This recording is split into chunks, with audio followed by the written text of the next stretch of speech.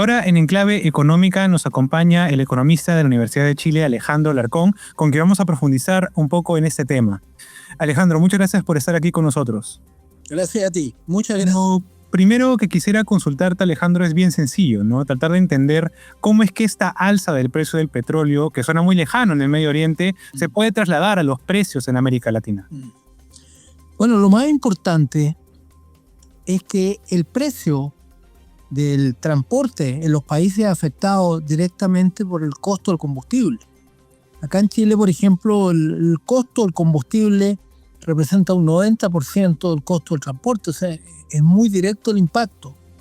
Y por lo tanto, lo que observamos que a medida que sube el precio del petróleo, sube el costo del combustible y con eso afecta toda la cadena de producción de bienes y servicios que están vinculados al transporte de bienes y servicios, y por lo tanto hay un impacto directo sobre esos precios.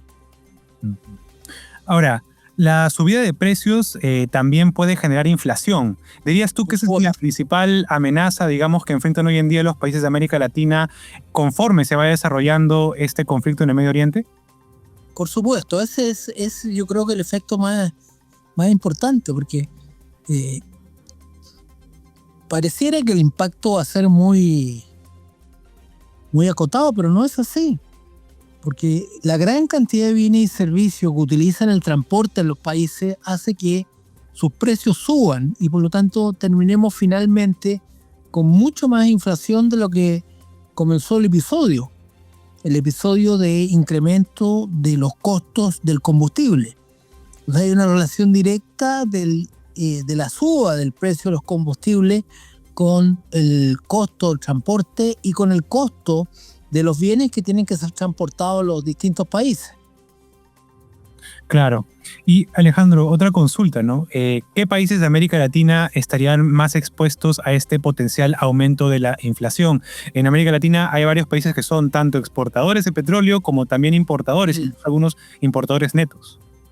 Sí, bueno, esa es una pregunta que tiene que ver con la estructura de funcionamiento de los países. Por ejemplo, Chile es un país que requiere una gran cantidad de combustible para poder producir y por lo tanto eso se sube rápidamente a la inflación. Hay países que tienen menos impacto como Argentina o incluso como Brasil, pero en general eso tiene que ver a cómo el costo del combustible se dirige a la producción de bienes y servicios. Y eso tiene que ver básicamente con el costo del transporte de los bienes y servicios que se producen en cada sector. Ahora, ¿y qué podría pasar en países que son exportadores también? Por ejemplo, el caso de la Guyana, México, incluso Venezuela, ¿no? Que sabemos que está en una situación particular, pero lo cierto es que también exportaba petróleo. Claro, bueno, esos países se van a ver favorecidos por los precios del petróleo, porque su principal bien que es exportado está viendo una suba de su precio. Por lo tanto, los exportadores de petróleo, los países exportadores de petróleo que tú estabas citando, van a ser beneficiados en ese sentido. Pero yo tendría mucho cuidado. Yo me dirigiría a estudiar en cada país cómo el costo del transporte es afectado por el precio del combustible y ahí cómo los bienes transportados son recibidos o son afectados por el alza del precio del petróleo. Ahora, y Alejandro, hay otra consulta, ¿no? Este conflicto en Medio Oriente tiene, digamos, una semana de haber estallado y todavía no tenemos claridad de cuándo esto podría concluir. Hay un precedente, si es que me permites, que es un poco lo que ocurrió en 2022 con el conflicto de Rusia y Ucrania, donde también se elevaron los precios, en este caso del petróleo. ¿Ves tú ahí alguna relación o alguna capacidad de tomar eso como un antecedente que nos permita prever qué tan rápido podría verse este impacto inflacionario en América Latina? Eso va a variar de país en país. Países que utilizan más intensivamente el petróleo para producir combustible van a ser más afectados y países que tienen una geografía que obliga a transportar una gran cantidad de bienes y servicios van a tener efectos también.